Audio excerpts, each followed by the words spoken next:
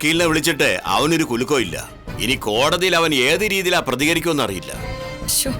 അവനെ വെറുതെ ചൂട് പിടിപ്പിക്കേണ്ടായിരുന്നു.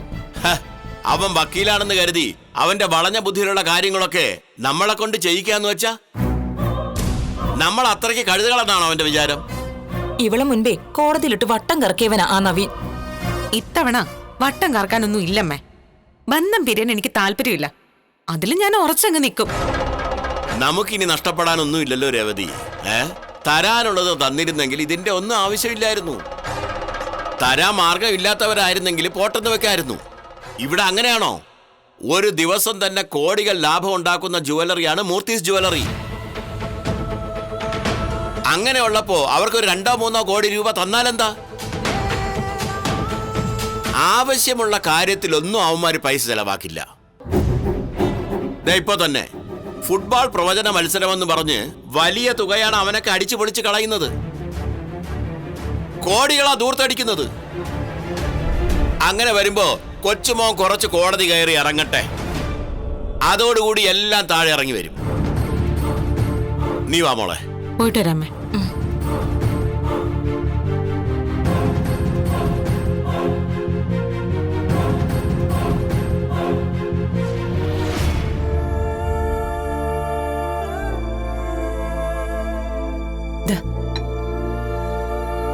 ഗോവിന്ദേട്ടാ, ഇന്ന് അനിയുടെ കേസുള്ള ദിവസം.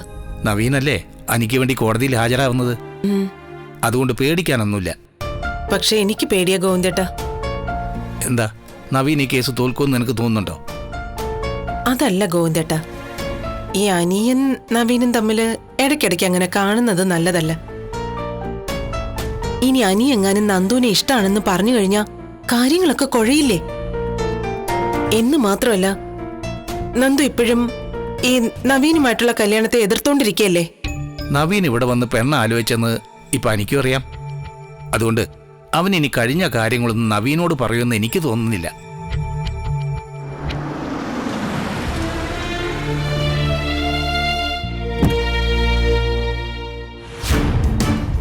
ആ ദേ, നവീൻ മോന്റെ കാര്യം സംസാരിച്ചപ്പോഴേക്കും ആളെത്തിയല്ലോ.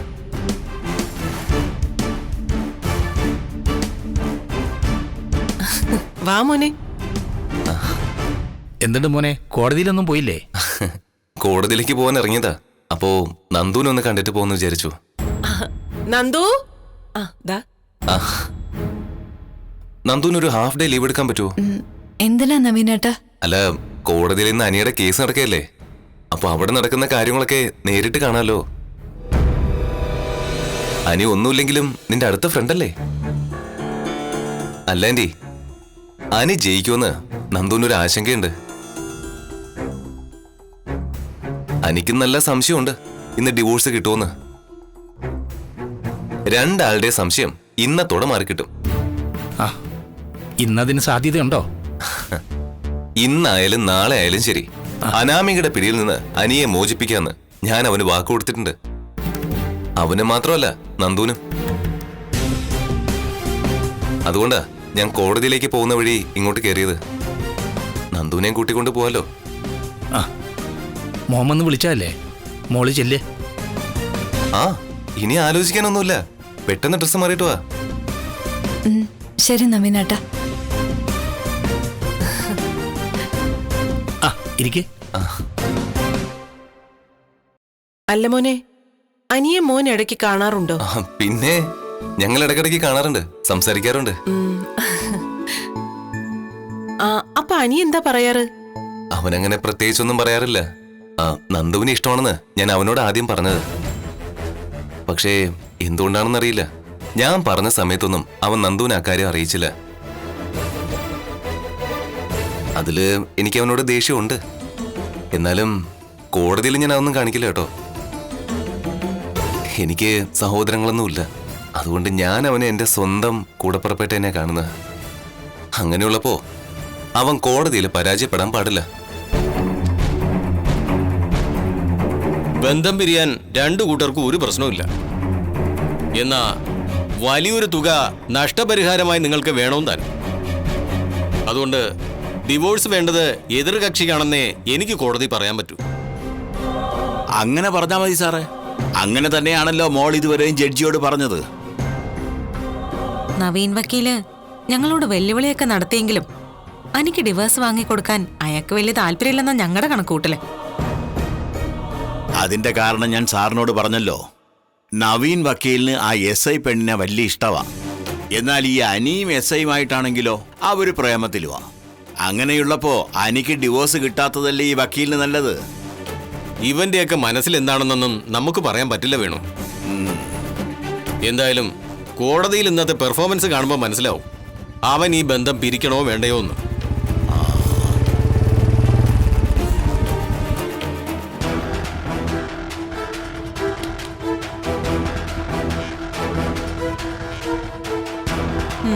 വരുന്നുണ്ട് ബന്ധം പിരിയണമെന്നും പറഞ്ഞ് കരഞ്ഞോണ്ട് നടക്കുന്നവൻ. ആരായി വരുന്നത്? ജോർജ് വക്കീൽ സാറ് ഒരു കൊട്ടയ്ക്കകത്ത് ഡിവോഴ്സ് കേസുമായിട്ട് വന്നതാ. അതങ്ങോട്ട് കമഴ്ത്തി കൊടുക്ക വക്കീൽ സാറേ. ആഹാ, അങ്ങനെ കൊട്ടയിൽ ഡിവോഴ്സ് ആയിട്ട് നടക്കുന്ന വക്കീലുമാരൊക്കെ ഉണ്ടോ? അല്ല, ബന്ധം പിരിഞ്ഞേ അടങ്ങുമെന്ന് പറഞ്ഞ് നടക്കുവല്ലേ നീ? ഇനി എന്തോന്ന് ബന്ധം പിരിയാനാ? എന്നേ ഞാനിവളെ ഒഴിവാക്കിയതാ. പിന്നെ നിയമപരമായിട്ട് അതിനൊരു രേഖ ഉണ്ടാക്കണം, അത്രേ ഉള്ളൂ. കൊച്ചനെ, നീ അനന്തപുരിയിലെ പയ്യനല്ലേ? നീ വിചാരിച്ചാൽ ഇത് നിസ്സാരമായിട്ട് പുറത്തു വെച്ച് തീർക്കാവുന്നതേ ഉള്ളൂ. അതിന് ഒരുപാട് അവസരം ഉണ്ടായിരുന്നു. ഇനി കോടതിയിൽ നിന്റെ വക്കീല് എത്ര കിണഞ്ഞ് പരിശ്രമിച്ചാലും ഇവരാവശ്യപ്പെടുന്ന തുക കൊടുക്കാതെ ഈ കേസ് തീരത്തില്ല. ആയിക്കോട്ടെ, കേസ് എത്ര നീണ്ടുപോയാലും ശരി, 5 പൈസ ഞാൻ ഇവൾക്ക് കൊടുക്കില്ല. കോടതി പറഞ്ഞാലും കൊടുക്കത്തില്ലേ? കോടതി ആദ്യം പറയട്ടെ. പെണ്ണിന് മാത്രം കോടതി മുൻതൂക്കം കൊടുക്കുന്ന കാലമൊക്കെ പോയി സാറേ. ഇപ്പൊ കോടതിക്കും ചില കാര്യങ്ങളൊക്കെ ബോധ്യപ്പെട്ടിട്ടുണ്ട്. പറച്ചിൽ കേട്ടാ തോന്നുമല്ലോ നിന്റെ മുത്തച്ഛന് ജ്വല്ലറി അല്ല കോടതിയാണ് സ്വന്തമായിട്ടുള്ളതെന്ന്. അതിന് സ്വന്തമായിട്ട് കോടതി ഒന്നും വേണ്ടടോ. ഇത്തിരി കോമൺ സെൻസ് മതി.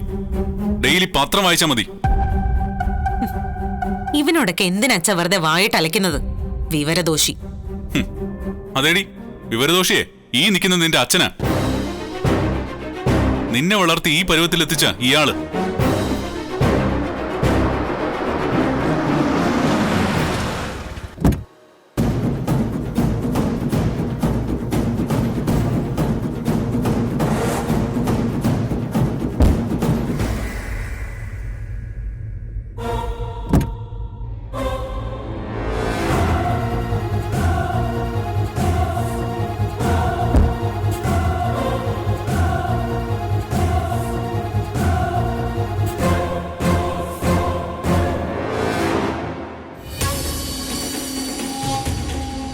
ആഹാ, ആരാ വരുന്നേന്ന് നോക്കിയേ.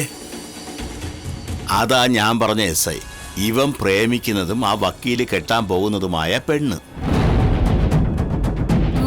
അവര് തമ്മില് നല്ല ചേർച്ചയല്ലേ അച്ഛാ? അതുകൊണ്ടല്ലേ ഇപ്പൊ യവനെ വിട്ടിട്ട് അവൾ അവനെയും കൊണ്ട് നടക്കുന്നത്. എന്നാ പിന്നെ കോടതി കൂടുന്നതിന് മുമ്പ് നിങ്ങളിൽ ആരാ അവളെ കെട്ടുന്നതെന്ന് തീരുമാനിക്കും. ഞങ്ങൾ അതുവരെ അകത്തിരിക്കാം. വാ മോളെ.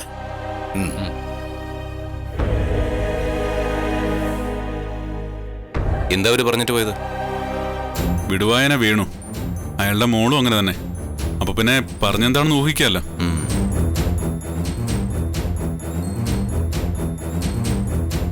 ആ, അല്ല, ഇവളെ എവിടെ നിന്ന് കിട്ടി? നന്ദുവിന് ഏറെ താല്പര്യമുള്ള കേസായത്.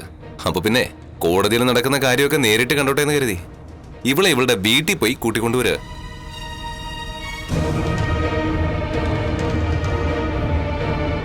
ആ, എന്നാ പിന്നെ രണ്ടാളും വാ, സമയായി.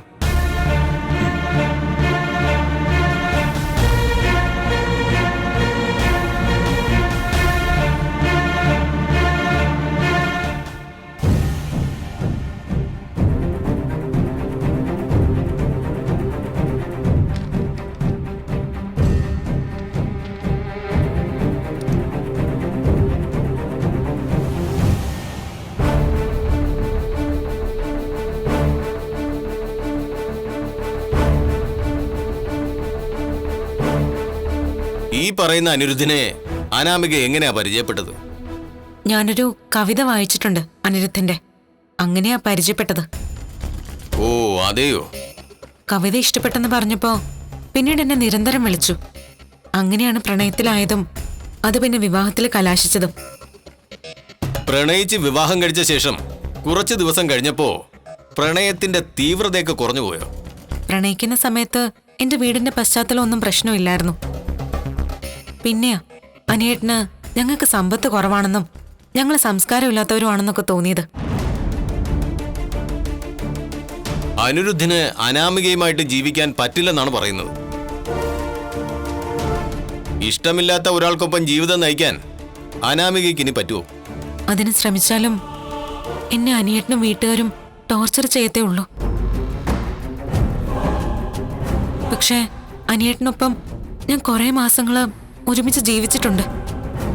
അവിടെ എന്റെ ഫ്യൂച്ചർ തീർന്നു. ഇനി എന്നെപ്പോലൊരു പെൺകുട്ടിക്ക് പിടിച്ചു നിൽക്കണമെന്നുണ്ടെങ്കിൽ എനിക്കുണ്ടായ നഷ്ടത്തിന് ഉറപ്പായിട്ടും എന്നെ പറഞ്ഞു പറ്റിച്ച് സ്വന്തം തറവാട്ടിലേക്ക് കൂട്ടിക്കൊണ്ടുപോയ അനിയേട്ടൻ പരിഹാരം കണ്ടേ പറ്റൂ.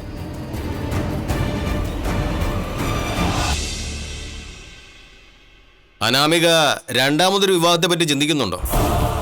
ഏയ് ഇല്ല. ആദ്യത്തെ കല്യാണം പരാജയമായതുകൊണ്ട് ആ ഒരു ഷോക്കിൽ നിന്ന് ഞാൻ മുക്തിയായിട്ടില്ല. എന്റെ അച്ഛൻ കടം വാങ്ങിയ എന്റെ കല്യാണം ഗംഭീരമായിട്ട് നടത്തിയത്. ആ കടങ്ങൾ ഇന്നും തീർന്നിട്ടില്ല. കടം തന്നവർ നിത്യേന വീട്ടിൽ വന്ന് ശല്യം ചെയ്യുന്നുണ്ട്. പല ഭാഗത്തുനിന്നും ഭീഷണിയും ഉണ്ട്. ഇനിയിപ്പോ ആ കടങ്ങളൊക്കെ വീട്ടിയില്ലെങ്കിൽ ഒന്നുകിൽ ഞങ്ങൾക്ക് നാട് വിട്ടു പോകേണ്ടി വരും, അല്ലെങ്കിൽ ആത്മഹത്യ ചെയ്യേണ്ടി വരും. ഇതാണ് യുവർ ഓണർ എന്റെ കക്ഷിയുടെ അവസ്ഥ. സത്യം പറഞ്ഞാൽ അനിരുദ്ധമായിട്ട് ബന്ധം പിരിയാൻ എന്റെ കക്ഷിക്ക് താല്പര്യമില്ല. പിന്നെ അനിരുദ്ധിന് ഇഷ്ടമില്ലാത്തത് കൊണ്ടാണ് അയാളുടെ താല്പര്യത്തിന് എന്റെ കക്ഷി എല്ലാം വിട്ടിരിക്കുന്നത്. ലക്ഷങ്ങളുടെ കടബാധ്യതയുണ്ട് അനാമികയുടെ അച്ഛന്. കല്യാണം കഴിച്ച പയ്യന്മാർക്ക് പെൺകുട്ടികളെ ഇഷ്ടമില്ലാതെ വരുമ്പോ അവരെ വിട്ടുകളയാം. അവര് പിന്നെ എങ്ങനെ ജീവിക്കുന്നെന്നോ അവരുടെ ഭാവി എന്താകുമെന്നോ ചിന്തിക്കേണ്ട കാര്യമില്ല. പക്ഷേ കോടതിയിൽ ഇങ്ങനെ ഒരു കേസ് വരുമ്പോ കോടതിക്ക് ആ കേസ് ഒരിക്കലും ലാഘവത്തോടെ കാണാൻ പറ്റില്ലല്ലോ. അതുകൊണ്ട് എന്റെ കക്ഷിക്ക് പരമാവധി നീതി കിട്ടണമെന്ന് ഞാൻ അപേക്ഷിക്കുന്നു. അനാമികയ്ക്ക് പോകാം.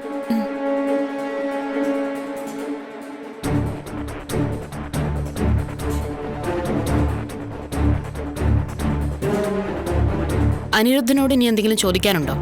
Yes your owner.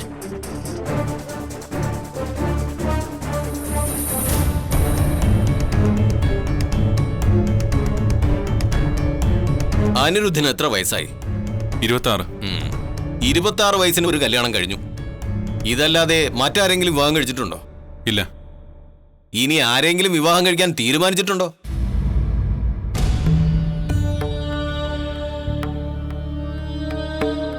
അങ്ങനൊന്നും തീരുമാനിച്ചിട്ടില്ല. പിന്നെന്തിനാണ് സുന്ദരിയും സ്വഭാവ ഗുണവുമുള്ള അനാമികയെ പോലുള്ള ഒരു പെൺകുട്ടിയെ വേണ്ടാന്ന് വെച്ചത്? ഈ പറയുന്ന സ്വഭാവ ഗുണമൊന്നും ഞാൻ അവളിൽ കണ്ടിട്ടില്ല. എന്റെ ഭാര്യയായിരുന്ന സമയത്ത് അനാമിക എങ്ങനെയായിരുന്നു എന്ന് ഞാൻ ബഹുമാനപ്പെട്ട കോടതിയോട് പറഞ്ഞിട്ടുണ്ട്. അനിരുദ്ധേ, ഒരുപാട് ബുദ്ധിമുട്ടിയാണ് അനാമികയുടെ വീട്ടുകാര് ആ കുട്ടിയുടെ കല്യാണം നടത്തിയത്. ഒരു പെൺകുട്ടിയെ വിവാഹം കഴിപ്പിച്ച് വിടാൻ അച്ഛനമ്മമാര് എത്രമാത്രം കഷ്ടപ്പെട്ടുവെന്ന് 26 വയസ്സുള്ള തന്നെ പോലൊരു ചെറുപ്പക്കാരന് അറിയാൻ കഴിഞ്ഞു എന്ന് വരില്ല. എന്നിട്ടാണ് ആ കുട്ടിക്ക് ഒരു പൈസ പോലും നഷ്ടപരിഹാരം കൊടുക്കാതെ ബന്ധം ഒഴിഞ്ഞു പോകണമെന്ന് താൻ കോടതിയിൽ ആവശ്യപ്പെടുന്നത്. ഇതിനകത്ത് എന്ത് ന്യായമാണുള്ളത്? അനാമികയും ആ കുട്ടിയുടെ അച്ഛനും അമ്മയും സത്യം പറഞ്ഞ എന്നെ ചീറ്റ് ചെയ്യായിരുന്നു.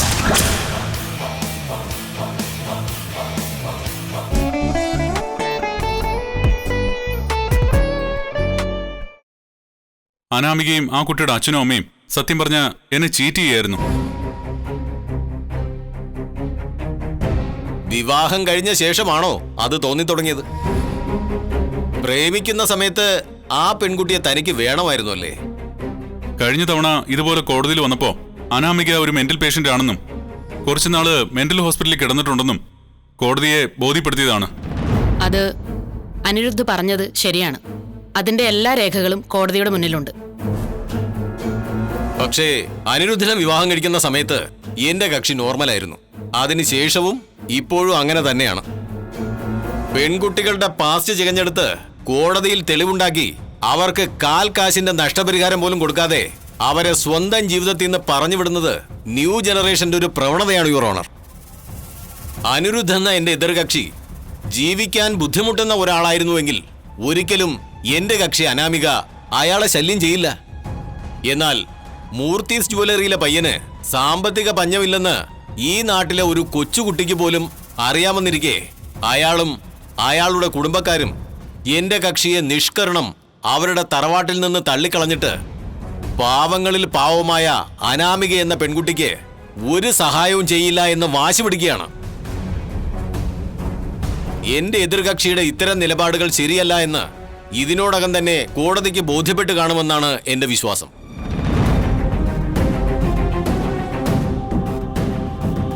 അനിരുദ്ധന് എന്റെ കക്ഷിയെ സഹിക്കാൻ പറ്റുന്നില്ലെങ്കിൽ അയാളുടെ ജീവിതത്തിൽ നിന്ന് ഒഴിഞ്ഞു പോകാൻ അനാമിക തയ്യാറാണ്. പക്ഷേ അതിന് എന്റെ കക്ഷി ആവശ്യപ്പെടുന്ന നഷ്ടപരിഹാരത്തുക ആ കുട്ടിക്ക് കിട്ടണം. അതിന് കോടതി കേവലം 23 വയസ്സ് മാത്രം പ്രായമുള്ള അനാമികയുടെ നിസ്സഹായാവസ്ഥയും വേദനയും കണക്കിലെടുക്കണമെന്ന് ബഹുമാനപ്പെട്ട കോടതിയോട് ഞാൻ അപേക്ഷിക്കുന്നു. That's all, your owner.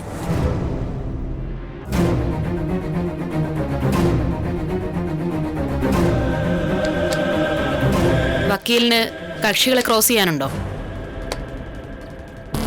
Yes, your honour. അനിരുദ്ധനല്ല, എനിക്ക് അനാമികയോട് ചില കാര്യങ്ങൾ ചോദിച്ചറിയാനുണ്ട്. അനിരുദ്ധ പോയിക്കോളൂ.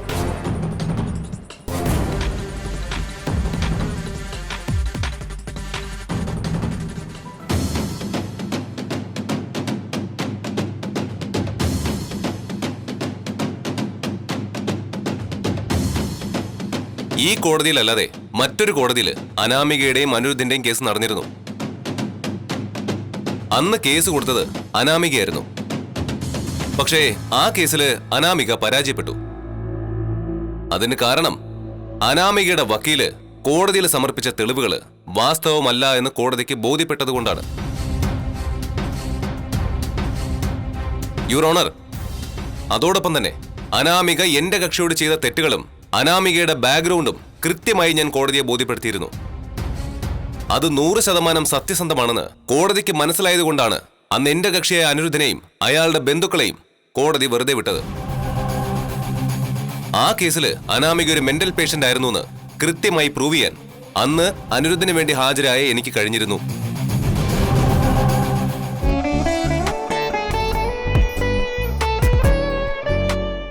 വിവാഹം കഴിക്കുന്നതിന് തൊട്ടു മുൻപും വിവാഹത്തിന് ശേഷവും അനാമിക നോർമൽ ആയിരുന്നു എന്നാണ് പറഞ്ഞിരുന്നത്. പക്ഷേ പല സന്ദർഭങ്ങളിലും അനിരുദ്ധനോട് അനാമിക സമനില തെറ്റിയ പെൺകുട്ടികളെ പോലെയാണ് സംസാരിച്ചിരുന്നത്, പെരുമാറിയിരുന്നത്. അതൊക്കെ അന്ന് കോടതിക്ക് മനസ്സിലായതുമാണ്. അനന്തപുരി പോലെ വലിയ സമ്പന്നമായ ഒരു ഫാമിലിയിലേക്ക് അനാമികയുടെ അച്ഛൻ അനാമികയെ പറഞ്ഞു വിടുമ്പോ അതിൻ്റെതായ ഒരു മാന്യതയിൽ പറഞ്ഞു വിട്ടേ പറ്റൂ. അതുകൊണ്ട് ആഡംബരമായ കല്യാണമാണ് നടന്നത്.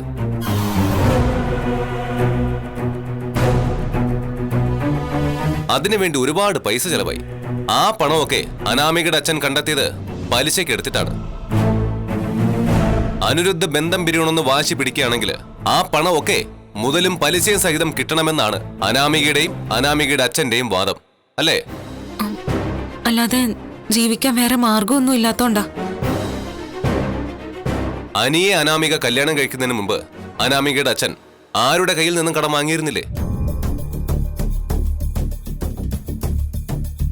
കടം വാങ്ങിയിട്ടുണ്ട്, യുവർ ഓണർ. അതുകൊണ്ടാണ് എതിർകക്ഷിക്ക് ഒന്നും പറയാൻ കഴിയാത്തത്.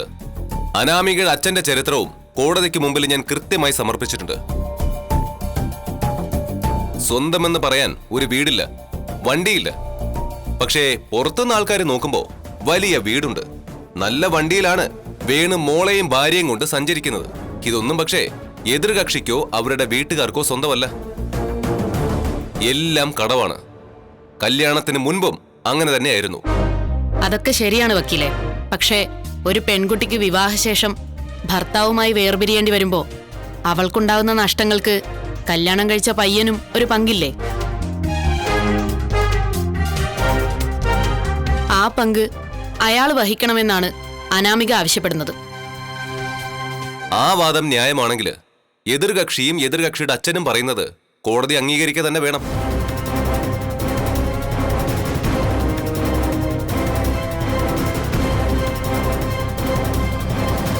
അനാമികയ്ക്ക് അനിരുദ്ധിനെ പിരിയാൻ താല്പര്യമില്ല അല്ലേ?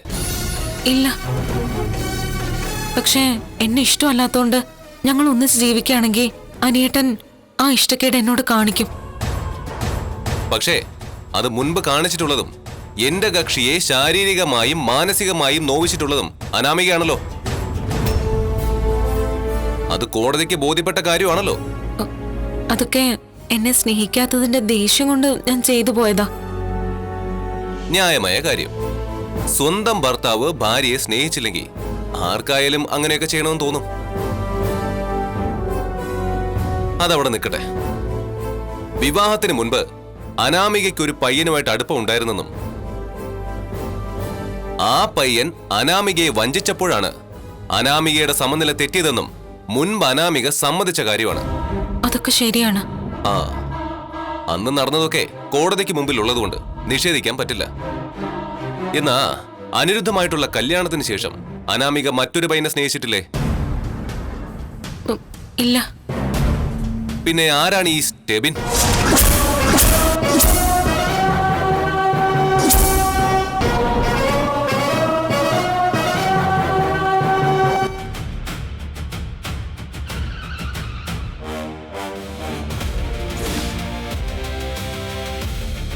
ഇത് ജലജയുടെ പുതിയ മുഖം.